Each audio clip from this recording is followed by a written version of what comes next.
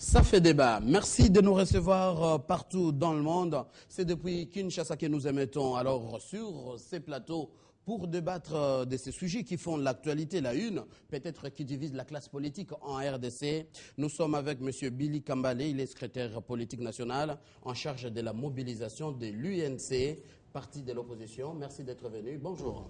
Bonjour et je vous remercie. Juste en face de vous, M. Pati Katanga, il est président du mouvement des citoyens Maïmaï. Il est cadre de FAC, les forces acquises au changement. Bienvenue. Merci beaucoup. Et à côté de vous, c'est Fumu Toto. Il est initiateur de la troisième voie. Encore une fois, merci Fumu Toto d'être venu. Merci, monsieur. Ernestine Nyoka, vous êtes cadre du PPRD, habitué à Ça fait débat. Encore une fois, merci d'avoir répondu. Merci, monsieur Mathieu, d'avoir pensé à moi. Exactement. Alors, la première thématique, c'est que l'opposition n'arrive toujours pas à un consensus de choisir un porte-parole. Et dernière nouvelle, ce sont les forces acquises au changement qui seraient divisées. Qu'est-ce qui se passe au sein de cette classe? Alors, je commence la parole à quelqu'un de l'opposition, Pati Katanga. Qu'est-ce qui se passe au sein de FAC? Pourquoi vous n'arrivez pas, adulte politique mûr que vous êtes, à vous trouver un porte-parole? Vous devez d'abord savoir que l'opposition institutionnelle qui a fait le choix d'aller à l'Assemblée nationale est une opposition plurielle. Qui dit opposition plurielle dit débat.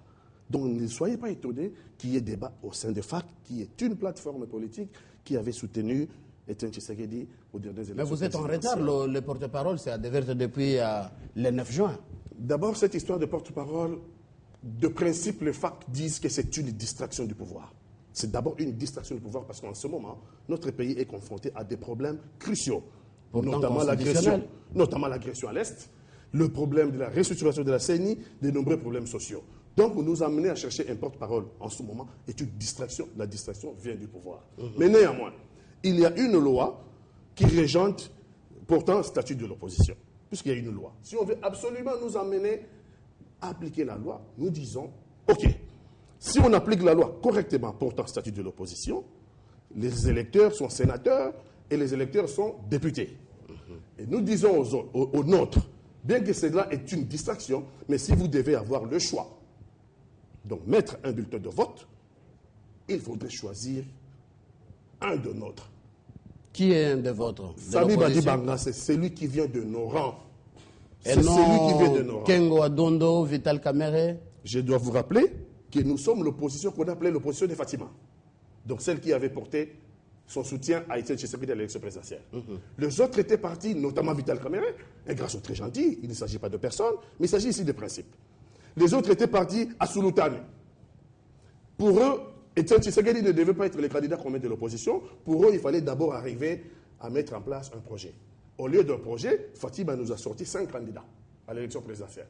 Vital Kamere est candidat président, Léo Kengo Adondo candidat président, Nzanga Mobutu candidat président, Oscar Kachala candidat président et Ada Bombo le candidat président. Sulutane nous a produit 5 candidats qui ont gêné. Ça, c'est pour la présidence. Qui ont gêné la candidature d'Etienne Tshisekedi, qui était notre candidat unique à l'élection présidentielle.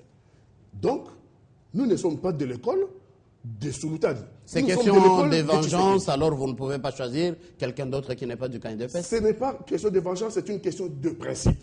Il faut rester cohérent, et je pense être cohérent en disant que nous sommes de l'école de Tshisekedi, nous n'avons jamais été de l'école de Sulutane. Alors on donne la parole à quelqu'un, il est cadre du parti politique de Vital Kamere et UNC, M. Billy Kambale. Vous venez de suivre Pati Katanga, votre réaction? Oui, je viens de suivre mon aîné, Pati, que je salue. Et j'aimerais quand même préciser une chose, puisque nous ne pouvons pas égarer le peuple congolais. La question ici, c'est une question de principe, comme il l'a dit. Il faut savoir que la loi portant statut de l'opposition découle de l'article 8 de la Constitution. Donc l'opposition est une institution. Donc lorsqu'on dit que c'est une distraction, moi, ce n'est pas mon point de vue. Mon point de vue et le point de vue de l'UNC, nous pensons que dans le cadre de la mise en place des institutions de la République, l'opposition est une institution qui est d'ailleurs dans l'article 8 de la Constitution. Et il y a une loi portant statut de l'opposition. D'ailleurs, j'ai comme l'impression que le destin rattrape toujours ceux qui sont aux commandes des affaires. Puisque c'est Vital Kamere, vous vous rappelez à l'époque, puisque la loi a été initiée par le député du MLC à l'époque.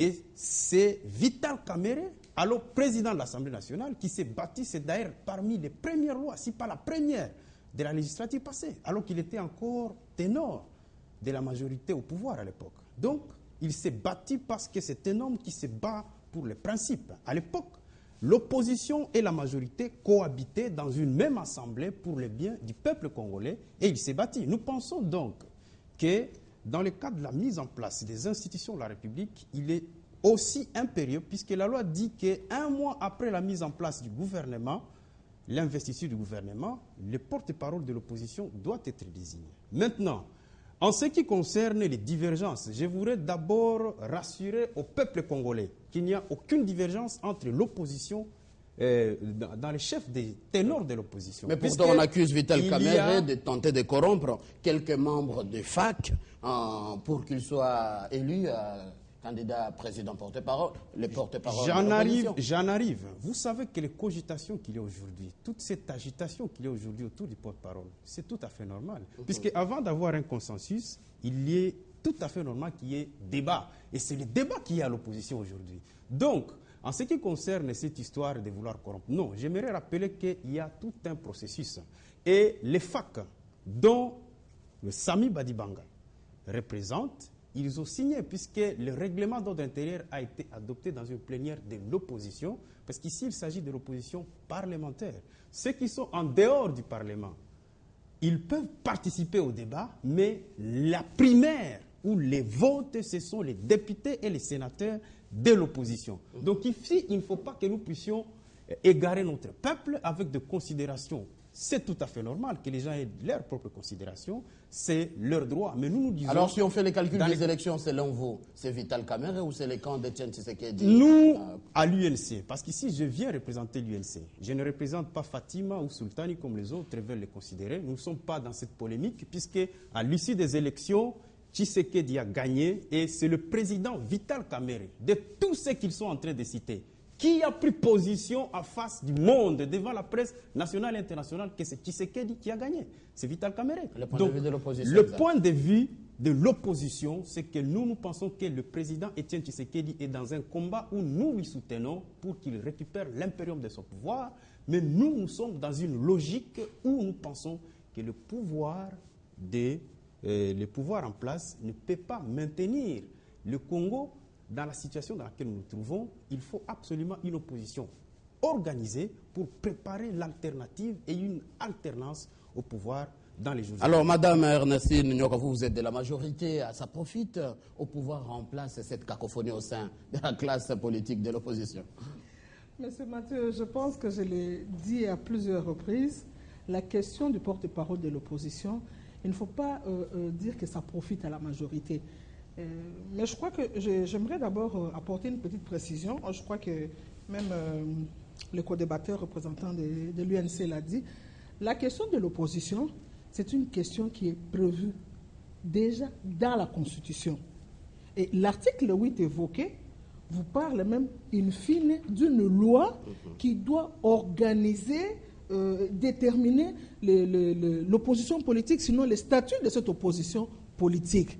Alors, ce qu'il faut faire aujourd'hui, c'est éviter de prendre le pouvoir pour bouc émissaire. La question principale, c'est de savoir l'opposition. Est-ce qu'elle peut être réunie? Peut-elle faire une unité, une cohésion pour discuter, débattre de la question et au sein d'elle, soit par consensus, comme je vois que les choses semblent se dégager de cette façon, soit par élection, eux-mêmes désigner leur porte-parole. Mais est-il que la priorité, sinon les soucis, c'est qu'on puisse quand même se conformer à la loi.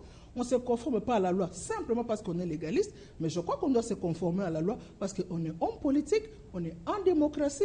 En démocratie, nous avons le pouvoir et en démocratie, on a aussi l'opposition. Le son des cloches de l'opposition serait vraiment d'un apport nécessaire. J'aimerais vous donner un tout petit exemple. Pendant la législature passée, justement, lorsqu'il y avait des discussions autour du fichier électoral, le fameux révision du fichier électoral, l'opposition voulait voir qu'est-ce que le bureau de la CENI faisait avec les serveurs et tout. Lors de cette question, au préalable, je me rappelle que l'opposition, presque dans son ensemble, pour ne pas dire dans son ensemble, presque dans son ensemble, avait écrit au chef de l'État et avait posé, je pense, au moins à peu près 10 points 10 préalables. 10 préalables qu'ils estimaient nécessaires et ils demandaient au président de la République de se prononcer. Vous voyez la pertinence d'avoir le porte-parole de l'opposition. À cette époque, nous avions dit que les problèmes étaient mal posés. Ce n'est pas de cette façon qu'il fallait venir devant les chefs de l'État, puisque la loi a prévu ce qu'il faut faire, commencer d'abord par avoir le porte-parole de l'opposition. Le pouvoir ne dit pas que l'opposition ne doit pas avoir un porte-parole. Le pouvoir dit, il y a des textes, conformez-vous aux textes. Je vois que déjà dans la démarche, Lissanga Bunganga s'est déplacé, il est allé vers le président de l'Assemblée. Encore, je crois que c'est à cause même de... Pourtant suspendu par ses pairs. Oui, suspendu par ses pairs, il est allé quand même vers le président de l'Assemblée. Et là, ça pose problème. On dit, c'est une taupe au service de la majorité.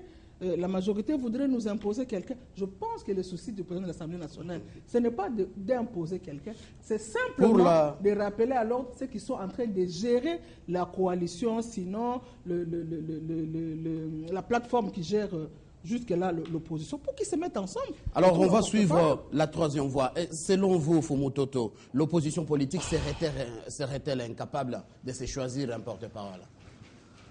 Au niveau de la troisième voie, en tant que courant de pensée, nous sommes une autre façon de subir les problèmes, de les poser et de les résoudre. Parce que nous disons que si le problème est mal posé, la bonne réponse est mauvaise.